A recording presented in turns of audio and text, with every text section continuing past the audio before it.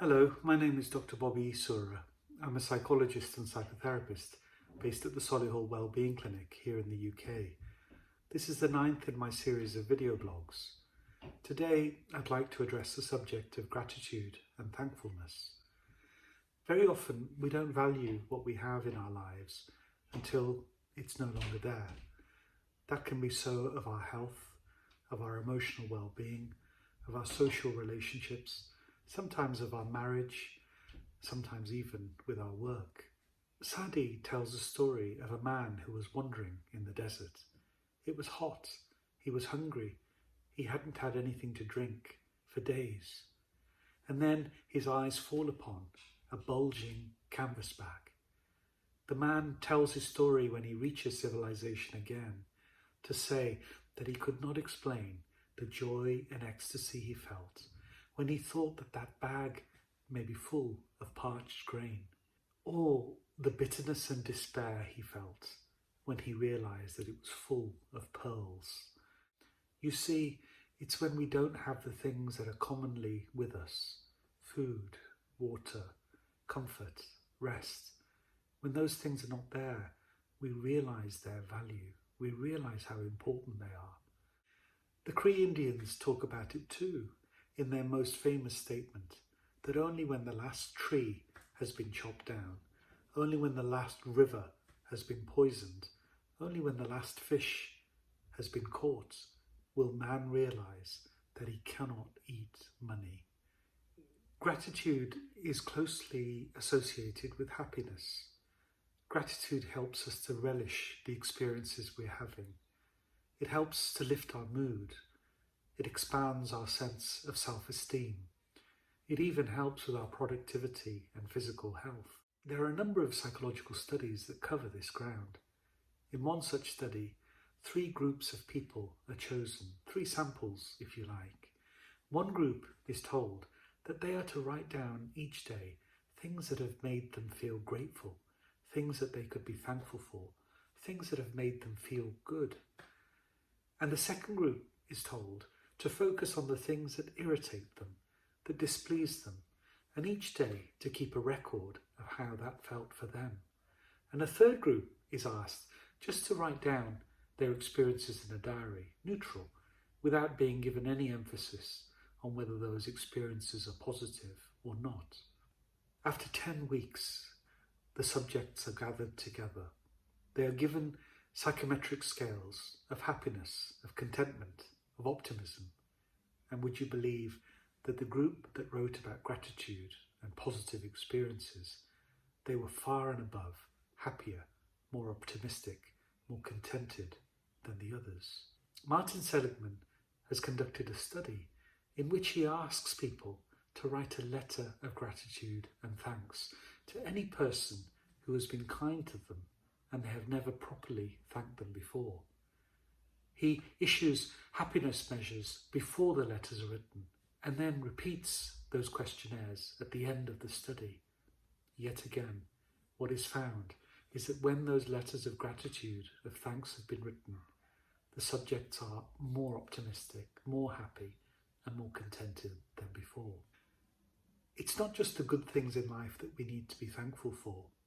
It's not just when things are going well that we need to show gratitude. Sometimes we need to be grateful for our setbacks. Isn't it a good thing that you don't already have what you want? If you had everything, what would there be to look forward to? What about the fact that you don't know everything? Isn't that wonderful because that leaves you with more to learn? What about the times when you have challenges in life? Don't they bring strength and courage?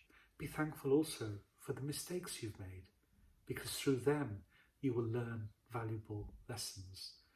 And if you have limitations, then be grateful because they offer you the opportunity to improve.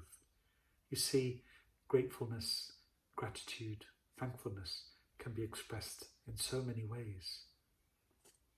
Gilbert Chesterton writes, "Do you want to take things for granted, or do you want to take them with gratitude?" Too often we wake up in the morning with a complaint that we didn't get enough sleep, We didn't have a restful sleep. And we go back to bed at night thinking about all the things we didn't accomplish, everything on our list that we didn't get round to doing. When we bookmark our life, our day in this way, with complaint at the beginning and regret at the end, how can we be happy? Aren't we shortchanging our lives? Aren't we living lives of scarcity rather than abundance? And maybe that's why Eckhart Tolle, the great New Age writer, says that acknowledging the good that you have in your life already is the foundation for all abundance. If you think about it, when you are afraid or when you are angry, these are the kinds of negative emotions that have their place in the world, but they also trouble you a great deal.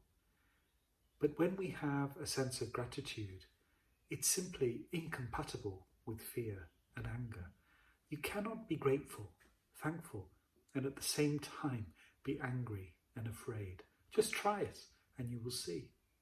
So let's move into a meditation together, something that you can use each day of your life, something that will help you to nurture greater gratitude and thankfulness.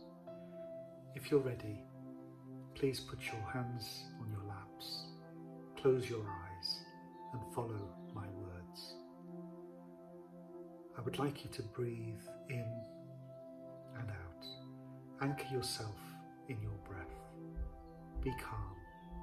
Be gentle with yourself. Use this moment to be compassionate to you.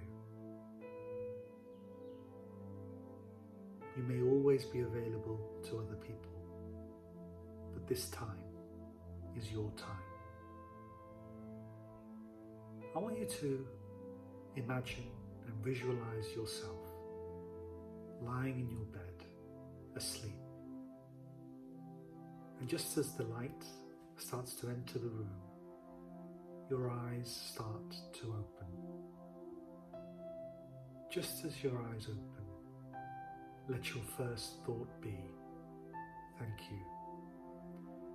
Thank you for my eyes opening, because many people will have gone to sleep and not woken up this morning. And as you stir, and as you start to sit up, just feel that you're sitting on a bed, that you have a blanket and a pillow, and be thankful, be grateful, because some people have had to sleep on a cold floor. And now, as you turn your body and start to put your feet on the floor, be thankful that your body has mobility. You have the strength to be able to sit up. You have the strength to be able to stand on your feet. Be grateful that your physical body allows you to do this.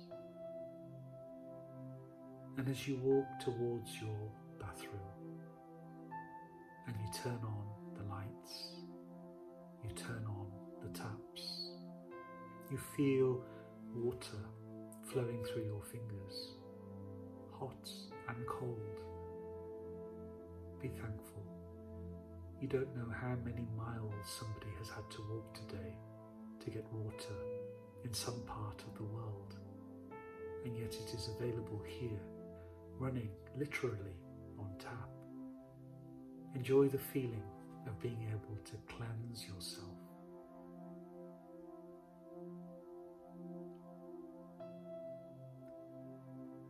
And as you come down into your kitchen and you start to prepare breakfast for yourself, just become aware of how much you have in your pantry, in your larder, in your fridge, that you have food that you can put into your stomach. We take it for granted, but today be thankful. Be grateful that you will not go hungry. And as you prepare for work, whether you're able to get away from home or you're working at home, be thankful and grateful that you have a role.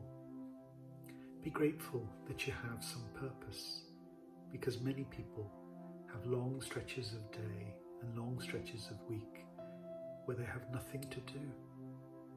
They are bored and frustrated, without any responsibility or role.